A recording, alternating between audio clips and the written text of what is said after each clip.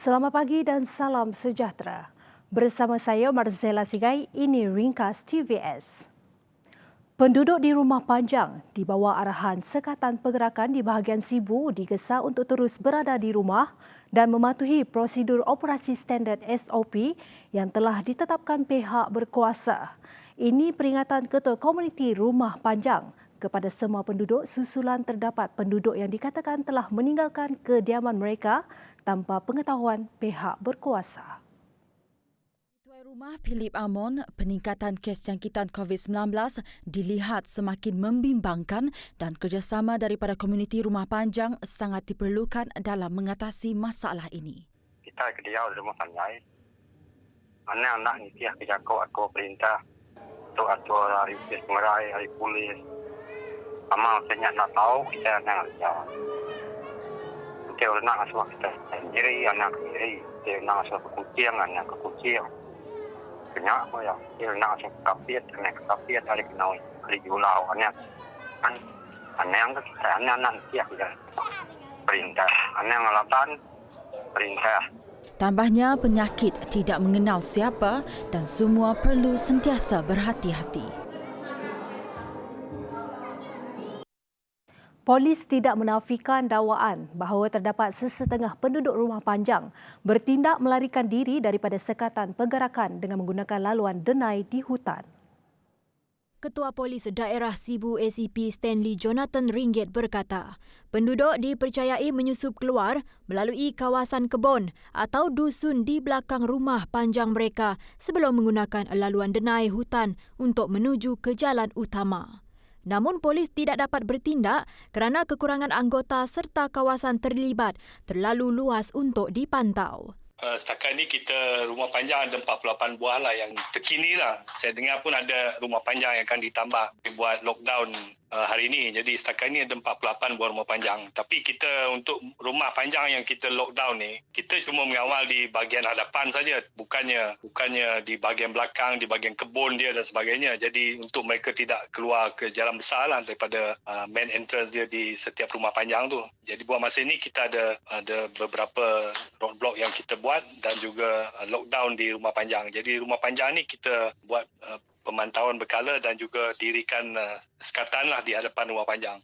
Tular dakwaan di media sosial bahawa terdapat beberapa penduduk Rumah Panjang yang dikenakan perintah Sekatan Pergerakan telah meninggalkan kediaman mereka tanpa pengetahuan pihak berkuasa. Ini kerana mereka marah dengan tempoh yang terlalu lama sekatan tersebut. Dakwaan itu telah menimbulkan kebimbangan orang ramai kerana mereka bimbang usaha untuk melandaikan lekuk COVID-19 akan memakan masa lebih lama. Sementara itu, golongan majikan diingatkan untuk memohon permit polis bagi perjalanan berkaitan tugas semasa Perintah Kawalan Pergerakan PKP.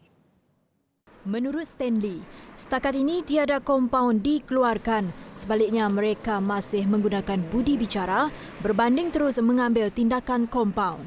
Pihaknya masih menggunakan pendekatan memberi nasihat dan amaran supaya majikan tidak mengulangi kesalahan. Jadi untuk permit ini, kalau di sebuah syarikat tu dia mempunyai ramai pekerja, majikan tu perlu memohon permit daripada mana-mana balai polis terdekat. Dan memadai dia akan dikeluarkan satu permit, tetapi berlampir dengan permit itu adalah senarai pekerja yang dibenarkan bekerja. Jadi kita minta syarikat untuk menetapkan mengikut kadar 30% saja pekerja yang dibenarkan bekerja. Terdahulu, Jawatan Kuasa Pengurusan Bencana bahagian Sibu mewajibkan majikan memohon permit polis untuk perjalanan berkaitan tugas semasa PKP. Sementara itu, secara keseluruhan, Malaysia merekodkan sebanyak 3,048 kes baru COVID-19. Ini menjadikan jumlah keseluruhan kes kini sebanyak 186,849 kes. Daripada jumlah itu, sebanyak 8 kes import dilaporkan mendapat jangkitan di luar negara. Kes aktif dengan keboleh jangkitan COVID-19 kini sebanyak 41,076 kes. Selangor mencatatkan kes harian tertinggi dengan pertambahan sebanyak 1,035 kes dan diikuti Johor 529 dan Sabah 348 kes. Terdapat pertambahan sebanyak 11 kes kematian baharu menjadikan jumlah kes kematian secara keseluruhannya kini 689 kes. Terdapat 2 lagi kes kematian akibat pandemik COVID-19 dicatatkan di Sibu pada Isnin. Ini menjadikan jumlah keseluruhan kematian meningkat kepada 30 kes. Sarawak pada Isnin merekodkan 120 pertambahan kes positif COVID-19. Sibu kekal mencatatkan jumlah kes harian tertinggi iaitu sebanyak 52 kes, Subis 11 kes, Miri 10, Dalat 9, Bintulu 9, Kanawit 6, Samarahan 5, Song 3, Kuching 2, Kapit 2, Sarike, Pakan, Selangau, Lubuk Antu, Telang Usan dan Serian masing-masing mencatatkan 1 kes. Ini menjadikan jumlah keseluruhan kes positif COVID-19 di Sarawak meningkat kepada 3,499 kes. Sementara itu, daerah Bintulu telah bertukar status dari status jingga kepada merah dan daerah Subis telah bertukar dari status kuning kepada status jingga. Manakala daerah Telang Usan pula bertukar status dari hijau kepada kuning setelah 1 jangkitan tempatan dilaporkan. Ketua Menteri Dato' Patinggi Abang Johari Tun Openg pada Isnin telah menyerahkan geran kerajaan RM10 juta sebagai bantuan kepada sekolah persendirian Cina di Sarawak. Majlis ringkas penyerahan cek telah diwakili oleh Pengerusi Jawatan Kuasa Pengurusan Sekolah Menengah Chunghua nombor 1, nombor 3 dan nombor 4 Datuk Richard Wee bersama rombongan di Pejabat Ketua Menteri di Wisma Bapa Malaysia. 2020 he gave us 9 million. 2021, he increased it by 1 million to make it 10 million. Sementara itu, ketika ditanya mengenai persediaan pelajar-pelajar sekolah Cina dalam penerimaan sesi pengajaran dan pembelajaran di rumah PDPR, katanya pelajar dapat menyesuaikan diri dengan baik. Bagaimanapun, beliau mengakui timbul beberapa masalah. Namun, pihaknya akan terus berusaha membangunkan pengajaran dalam talian dengan lebih komprehensif, menjadikan pembelajaran lebih mudah untuk pelajar dari segi sukatan pelajaran dan kursus. Number one, how do you control the attendance and all that? And then also there are also infrastructural issue like whether they have enough laptop or handphone and then sometimes the connection line, the line connection and all that sort of thing are something of which that we still need to try to address. But if this is the way to go forward, that is the way that we need to try to focus ourselves. There's no turning back.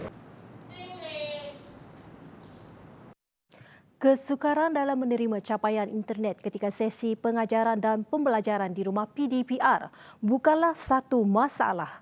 Ini kerana Kementerian Pendidikan Malaysia KPM telah menyediakan pelbagai cara dalam penyampaian pendidikan.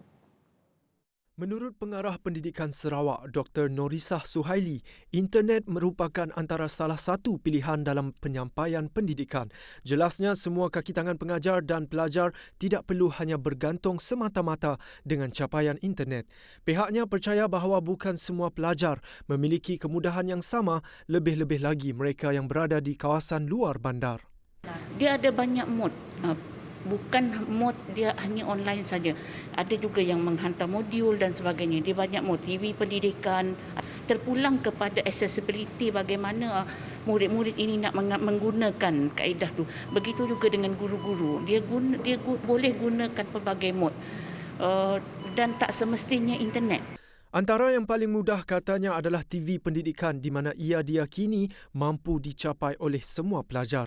Ia juga antara saluran tepat lebih-lebih lagi bagi pelajar yang bakal menduduki peperiksaan rasmi yang akan datang. Antaranya macam TV pendidikan, jadual dah diberikan. Saya ambil contoh SPM.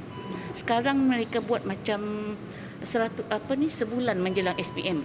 Siap dengan jadualnya. Jadi kalau ada sekolah ni banyaklah di TV, lebih mudahlah. Dewan Perniagaan dan Industri Orang Ulu OUCCI menyasarkan untuk meningkatkan penyertaan orang ulu dalam bidang keusahawanan. Presiden OUCCI Datuk Mutang Tagal berkata langkah itu mampu menaikkan taraf hidup komuniti berkenaan.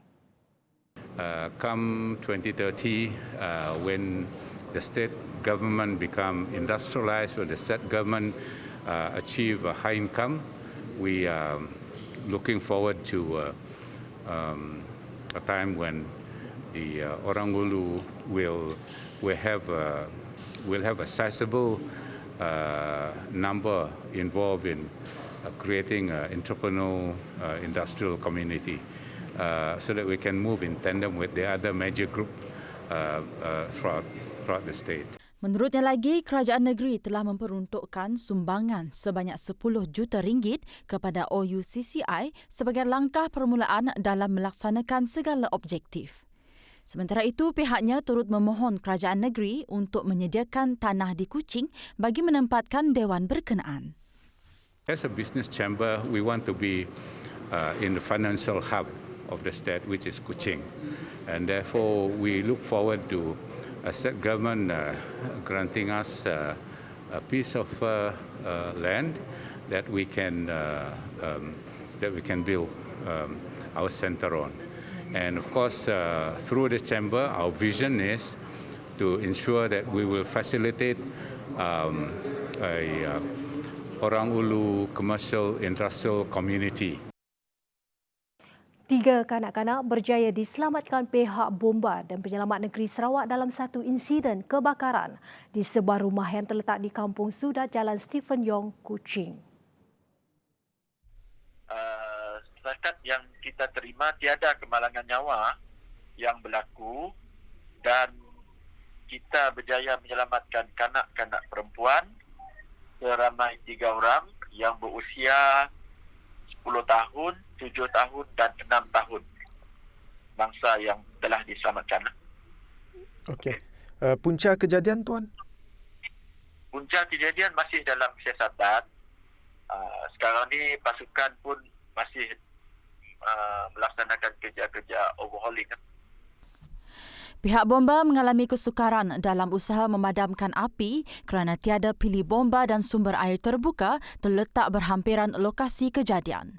Punca kejadian masih dalam siasatan. Sementara itu, dalam kejadian kebakaran di Kampung Sejijak Jalan Matang, kebakaran melibatkan sebuah rumah 2 tingkat berstruktur tidak kekal dan telah terbakar 100%. Kebakaran itu turut menyebabkan stor di belakang rumah terbabit juga musnah. Bagaimanapun, tiada kemalangan jiwa dilaporkan. Semua penghuni iaitu seramai 3 orang berjaya keluar menyelamatkan diri semasa kebakaran berlaku. Laporan itu tadi mengakhiri ringkas TVS. Terus setia bersama kami di saluran Astro 122. Saya Marzela Sigai. Salam hormat dan jumpa lagi.